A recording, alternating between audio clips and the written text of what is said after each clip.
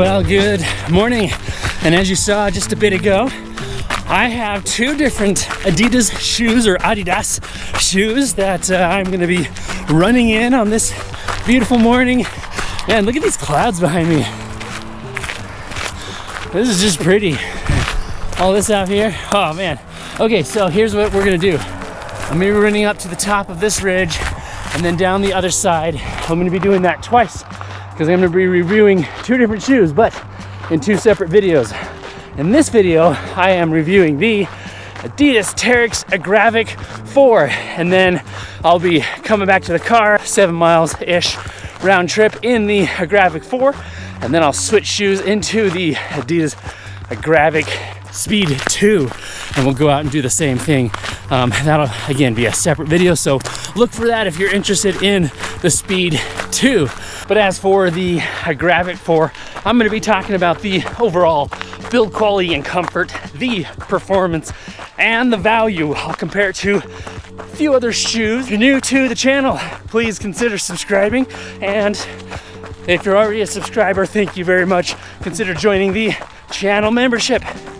If you've been a subscriber of the channel and you've seen some of my other recent videos, you know that I've been dealing with sciatic nerve pain. Worst pain of my life. But I'm getting back into running, getting back to the shoe reviews. That's enough jibber jabber. Let's get on with this run. On with the review of the Adidas Terrex Agravic 4. Voiceover Chad, why don't you tell us about some of the specs and features while I make my way up to the top of that ridge.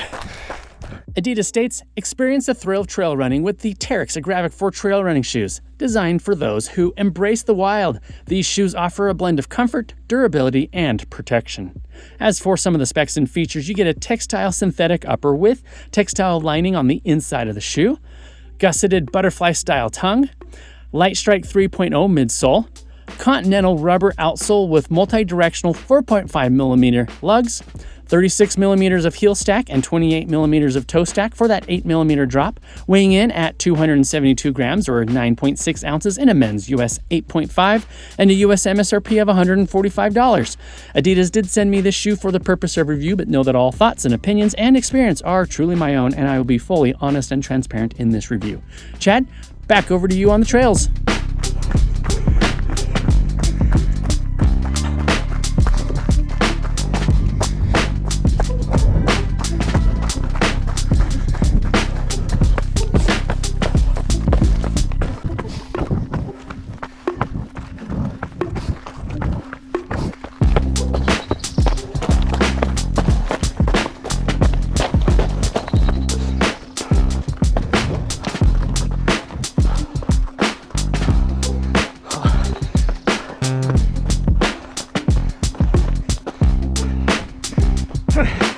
Made it to the top of the ridge. That means I'm 2 miles in. Look at that sunrise. Isn't that beautiful? Looks like the sun's gonna be going up behind this. It's like cloud, fog stuff. And it's definitely more humid out here than I'm used to. So I'm sweating and just beautiful. I love it. All right, before I get distracted by the beauty around me, which is not a bad thing, let's talk about the Adidas Agravic 4 and specifically the overall build quality and the comfort of the shoe, and then I'll talk again about performance and value here in a moment. So, build quality and comfort. The Adidas Terrex Agravic 4 falls in line as I would say it's that daily trainer, the shoe that you're grabbing for most of your trail runs. You can use it for road to trail, but it really excels on the trails. Now, in the lineup, you have the Adidas Ultra Speed 2. I had to think about the name. More of that ultra-inspired racing shoe that does have a plate of sorts in it. And then you have the TT, which is more of that aggressive trail, technical trail running. Still has a pretty good amount of stack underneath that shoe. That was a great shoe. I reviewed that one, but it was one that I didn't feel like the whole was greater than the sum of its parts. And all of the components were great in that shoe. I just didn't feel like they came together really cohesively and well. And then you have the Agravic 4, your daily trainer, and the Speed 2, more of that faster, tempo inspired. You could use it for shorter races and such. I'll be reviewing that here in just a little bit later on in this run today, separate video. Okay, the Agravic 4 though, I really appreciate that Adidas didn't overcomplicate anything. They really kept things pretty simple, and on the surface there isn't anything super standout or highly technical or innovative about the shoe. Ooh, almost rolled my ankle. That's on me, not the shoe. But sometimes that is what makes a shoe really good, when all of those individual components, good on their own, come together to create something truly magnificent, where the whole is greater than the sum of its parts. And in the Agravic 4, that is exactly what you get.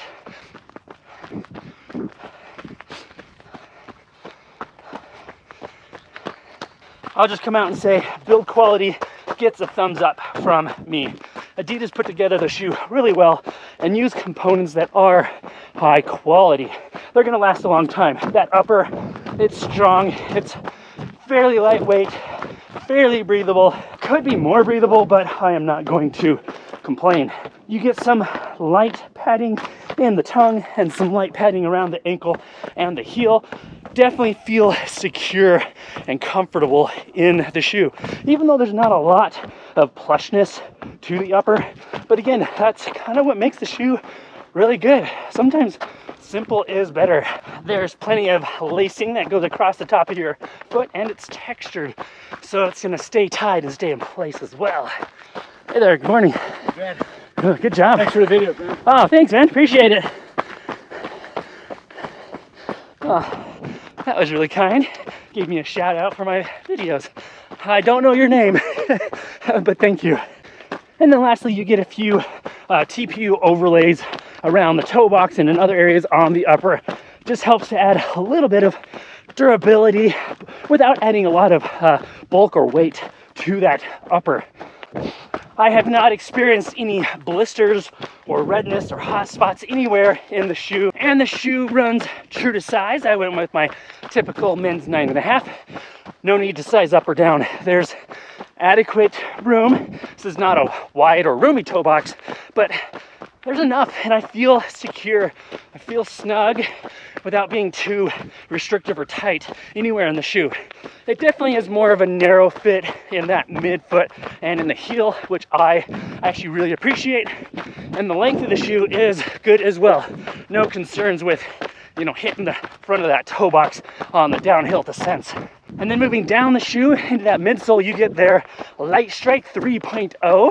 It feels just soft enough, especially on the trails. On the road, might be a little stiff, but it does offer good cushioning nonetheless, and enough response or bounce to keep you, just wanting to go a little bit longer, one more mile. All in all, I like the midsole.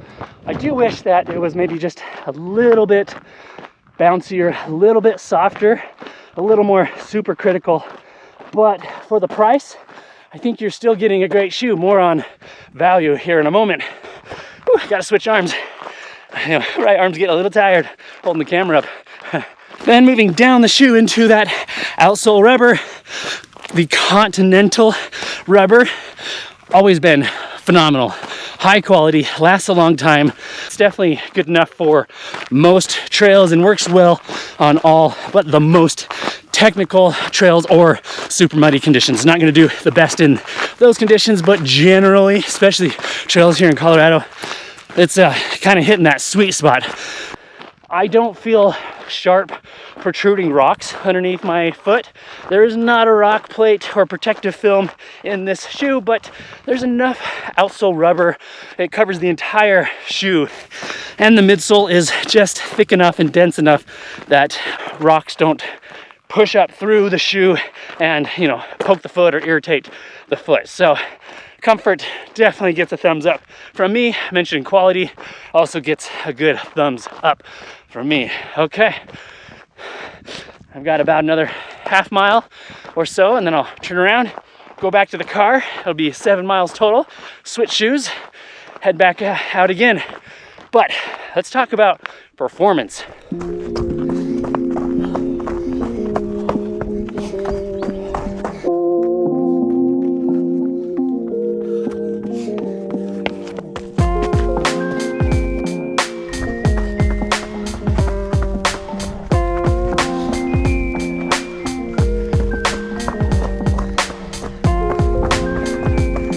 Man, this is just such a beautiful area. All right, let's talk about the performance and what my experience has been in the Agravic 4.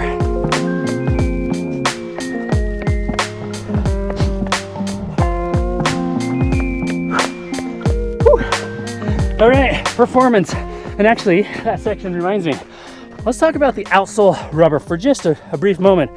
I mentioned the lug depth. It's not overly deep, but seems to do really well and offer a good balance of enough depth to give you some good traction in varied terrain, but lug depth is not so deep that it becomes clunky or cumbersome.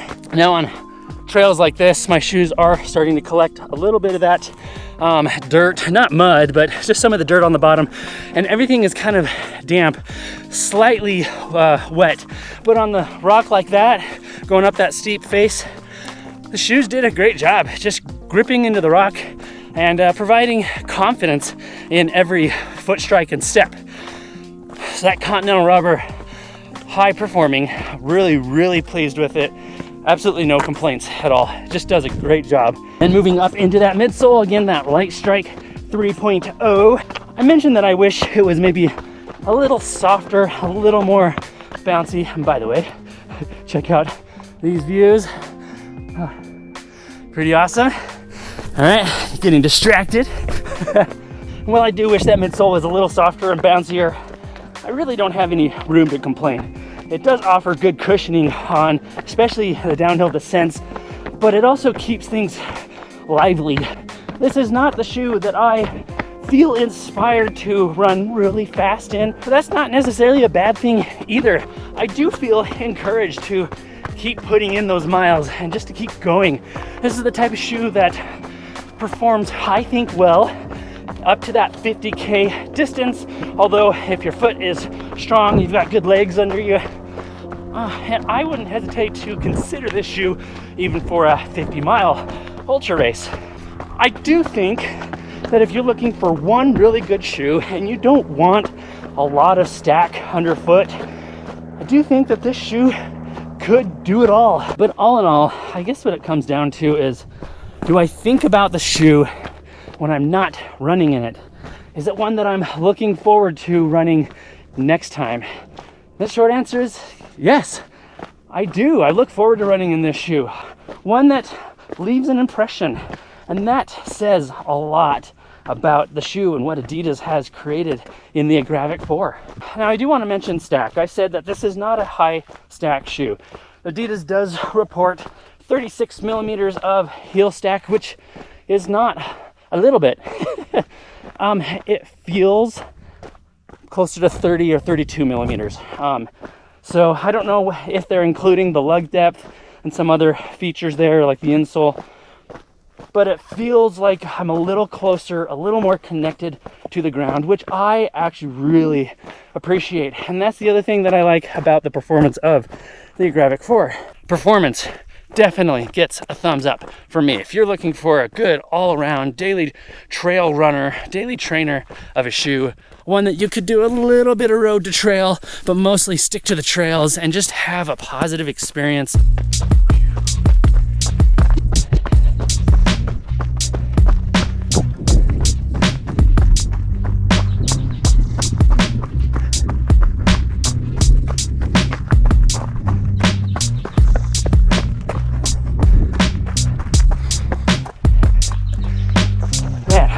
Blast out here.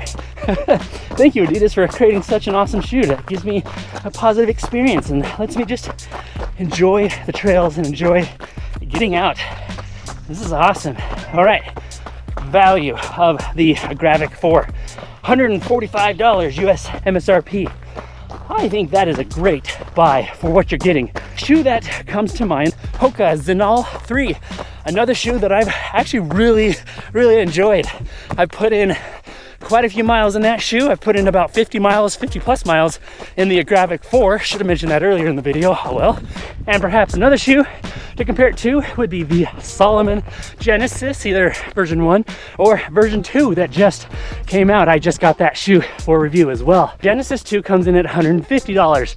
I think it offers maybe a couple more millimeters of stack, if I remember correctly, but that is also a great daily trainer trail shoe. Offers a little bit more technical components, and in version 1, Genesis 1 was a shoe that I really liked, especially at that $150 price tag. Now the Agravic 4 comes in $5 cheaper. Ooh, but which one would I rather choose? Honestly, I would probably choose the Genesis 2, just being fully honest and transparent. But I still think the Agravic 4 is worth considering, especially if you can snag it on sale. The Agravic 4 is the simpler shoe, and that's part of what makes it so great. So value is still gonna get a thumbs up from me. Man, the Genesis 2, that really is a good shoe, and so is the Hoka Zenal 3. Just awesome. Adidas Agravic 4, awesome shoe. Oh, they're all good shoes in their own right. All right, so let me know what you think. Is the Agravic 4 shoe that you are considering? Is there a different shoe that you would recommend or would rather have or have bought yourself? If you have the Agravic 4, let me know what your experience has been. I'd love to hear from you. All right, I'm gonna make my way up to the top of the ridge there and then make my way back to the car, swap shoes. We'll end this video. Let's get to the top of the ridge first, and then we'll end the video.